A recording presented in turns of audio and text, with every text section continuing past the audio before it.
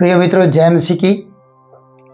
आइए हम प्रभु के वचन से पढ़ते हैं और प्रभु का वचन उत्पत्ति की किताब और उसका 3रा अध्याय और उसके 20 और 21 पद को हम देखेंगे। यहाँ पर इस प्रकार से लिखा है, जब परमेश्वर आदम और हव्वा को और सर्प को श्राप दे चुका और उनके कारण से भूमि श्राप कर दी गई और उनके जीवन में बहुत से ऐसे बातें कह दी गई क्योंकि उन्होंने परमेश्वर की आज्ञा को नहीं माना था। ये सारी बातें होने के बाद हम इस पद को देखते हैं कि आदम ने अपनी पत्नी का नाम हव्वा रखा।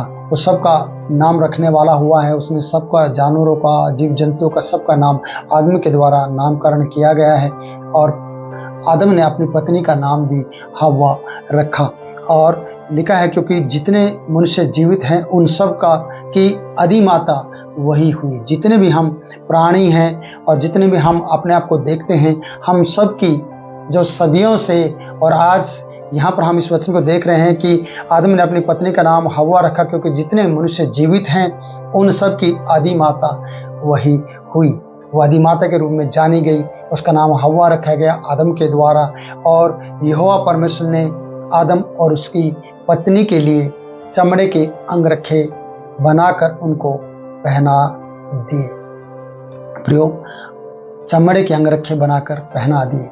आप सोचिए चमड़ा कहाँ से आया जो उनके नंगेपन को परमेश्वर ने ढांप दिया, क्योंकि परमेश्वर कभी भी आपको, हम सबको नंगा देखना नहीं चाहता। जब आप बड़े हो जाते, जब आप समझदार हो जाते, जब आप भले बुरे का ज्ञान जानने लगते हैं तो आप कभी भी नंगा नहीं घूमते हैं। नंगा वही लोग घूमते हैं जो कोमा में होते हैं, जो लोग पागलपन में आ जाते हैं, जिनको पागलपन का दौरा उठता है, जो लोग मेंटल हो जाते हैं, जिनको लोग पागल बोलते हैं, वही नंगा घूमते हैं। और नंगा होने का कारण क्योंकि उनको सूझबूझ नहीं है, उनको कोई कपड़े पहनाने वाला नहीं है, या वो कपड़ा पहनने पर या ना पहनने पर उनको कोई वाद विवाद उनके जीवन में नहीं होता है और वो वाद विवाद करना भी नहीं चाहते क्योंकि वो पागल हो गए हैं। इसलिए परमेश्वर ने कहा कि इनको ज्ञान है, इनके पास भले बुरे का ज्ञान भी है, मैं इन्हें फिर भी नंगा नहीं छोड़ूंगा। जो उन्होंने अपने लिए प्रबंध किए थे वो लंगोट थे। लंगोट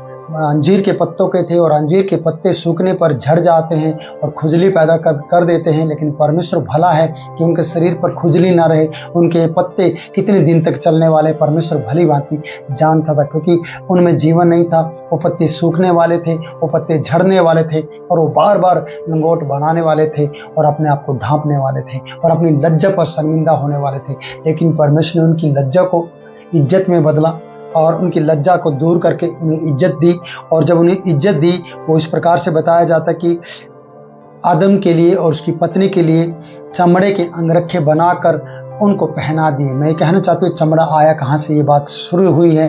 ये चमड़ा वहाँ से आया प्रियो कि इनके लिए परमेश्वर ने मेमने का बलिदान कर दिया ताकि उसका चमड़ा इनके शरीर को ढांपने का काम बन जाए। और आज हम सच्चे परमेश्वर के मेमने को देखते हैं। हमारे पाप का बलिदान करने वाला परमेश्वर जब अपने पुत्र को मेमने के रूप में भेजता है, वो मेमना जो हमारे लिए बलिदान हुआ, उसने हमारे नंगेपन को दूर किया, अपने आप का जीवन देकर और हमें जिंदगी दे दी और हमें आज़ाद कर दिया कि हम अपने पाप के कारण अपने नंगेपन पर लज्जाए ना, बल्कि हम परमेश्वर की महिमा करें। इसलिए परमेश्वर कितना भला है कि उसने आदम और हव्वा के नंगेपन को इज्जत में बदला और उनकी लज्जा का प्रबंध किया कि वो लज्जा में ना रहे बल्कि उनकी इज्जत हो जाए। इसलिए प्रियो, परमेश्वर ने मेमने के चमड़े को लिया, उन्हें मारा और उनका बलिदान किया और उनको चमड़ा लेकर उनको अंगरखे बना दिए। यहाँ लिखा है कि बनाकर उनको पहना दिए। उनका नीचे से लेकर ऊपर तक के कपड़े उनको पहनाए गए। कितना भला परमेश्वर है आपका और मेरा परमेश्वर, हम सबका परमेश्वर भला परमेश्वर है। आपके लिए कपड़ों का भी इंतजाम परमेश्वर ने किया है। इसलिए प्रियो, आप भरोसा करें उस सच्चे जीवित परमेश्वर पे कि उसने आपकी जिंदगी में कपड़ों का प्रबंध कर रखा है, आपका अकेलापन दूर करने का प्रबंध कर रखा है और आपको ज्ञान बुद्धि देने का प्रबंध कर रखा है। आपके लिए उसने एक समाधान उत्पन्न किया है, वो है यीशु मसीह, कि आप उसके नाम पर भरोसा करें, आपके श्राप टूट जाएंगे, आपके बिगड़े काम बन जाएंगे, आप स्वर्ग के वारिस हो जाएंगे और आपका नाम जीवन की पुस्तक में लिखा जाएगा यीशु मसीह के नाम पर विश्वास करने के द्वारा। आप बोलेंगे कैसे? क्योंकि उसने आपके पाप को अपने ऊपर लिया मारा गया, गाड़ा गया और मुर्दों में से तीसरे दिन जिंदा हो गया। उसने मृत्यु को सहन किया, हमारी सजा ली और सजा को तीसरे दिन मुर्दों में से जिंदा होकर सजा को माफ भी किया। और आज सिर्फ उसके नाम पर विश्वास करना है। प्रेरितों के काम उसका 16 अध्याय और उसके 31 पद में हम इस तरीके से पढ़ते हैं, जितने तू विश्वास कर, तू और तेरा घराना उद्धार पाएगा। किस पर विश्वास कर? यीशु के नाम पर विश्वास कर, तू और तेरा घराना उद्धार पाएगा। प्रेरितों काम में हम इस बात को पढ़ते हैं। और जितने उसे ग्रहण किया उसने उन्हें परमेश्वर की संतान होने का अधिकार दिया। और जो उसकी संतान बन जाते हैं तो परमेश्वर कभी नहीं चाहेगा कि वो अपने संतानों को श्रापित करे। परमेश्वर कभी भी अपनी संतान को श्रापित नहीं करेगा। वो इसलिए नहीं श्रापित करेगा क्योंकि आप आशीषित हैं। आपके श्रापों को लेने वाला उसका पुत्र यीशु मसीह, जो त्रिएक परमेश्वर का एक परमेश्वर है, जो हम कहेंगे तीनों मिलाकर परमेश्वर एक, उनकी एक ही बात है, एक ही बात पर वो सहमत रहते हैं और तीनों मिलकर कार्य करते हैं और तीन एक में पाए जाते हैं। और वो त्रिएक परमेश्वर है जिसने अपना पुत्र भेजकर अपने समय में आपका साथ दिया और अपना पुत्र भेजकर आपको अकेला नहीं छोड़ा, आपके अकेलेपन को दूर किया।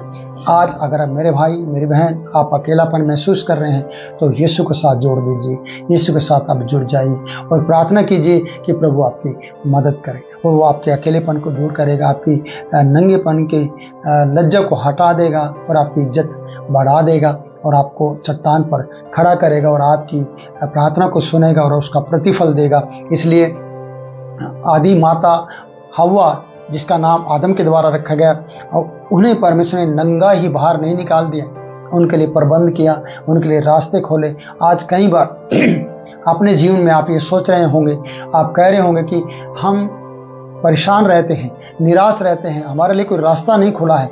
नहीं प्रियो, आपके लिए परमेश्वर ने रास्ता खोला है। बस आपके धीरज का इंतजार करें कि आप कहाँ तक अपने धीरज को बना सकते हैं और कहाँ तक अपने धीरज को आप रख सकते हैं। अगर आपका धीरज अच्छा है और धीरज को आपने सही तरीके से रखा है तो प्रियो सच कह रहा हूँ, आप परमेश्वर पर भरोसा करें और आपके धीरज में आप बने रहें और विश्वास रखें। परमेश्वर आपकी सहायता करेगा और आपकी ज़िंदगी को बदल देगा। मैं परमेश्वर का दास आपके लिए प्रार्थना करना चाहता हूं कि मैं आपके लिए प्रार्थना करूं कि आपके नंगेपन को इज्जत का काम परमेश्वर आपके बनाए और आपके लज्जापन को ढांप दे और आपके पाप को क्षमा कर दें यीशु के नाम में और आपकी ज़िंदगी बदल दें। मैं प्रार्थना करूँ। सर्वशक्तिमान परमेश्वर, मैं तेरा दास होने के नाते तेरी बेटा बेटियों के लिए, बच्चों के लिए प्रार्थना करता हूँ। आज का दिन इनके लिए आशीष का दिन बने और उनके नंगेपन को छुपा दे पिता और उनकी लज्जा को इज्जत में बदल दे और इनके हर एक पाप गुनाह को क्षमा कर दे और नए तरीके से तेरे साथ जिंदगी बिताने में इनकी सहायता कीजिए। आज इनका दिन बना और आज इनके साथ रहे और इनकी अगुवाई कर, इनकी घर की और बाहर की और लेन देन की तमाम ज़रूरतों को पूरा कर और केसों से आज़ाद कर, लड़ाई से झगड़े से बचा और तेरा पवित्र आत्मा इनकी सहायता करे। दुष्ट की तमाम शक्तियां, बीमारियां, परेशानियां पिता तेरे पुत्र यीशु के नाम से इनकी जिंदगी से चली जाए। तेरे पवित्र हाथ में देता हूं पिता, प्रार्थना सुन कबूल कर, यीशु के नाम से मांगते हैं, आमीन। मेरे प्रियो कहें आमीन। प्रभु आपको आशीष दे। फिर मिलेंगे नई वीडियो में नए वचन के साथ। तब तक के लिए मुझे आप इजाजत दें। जय मसीह की।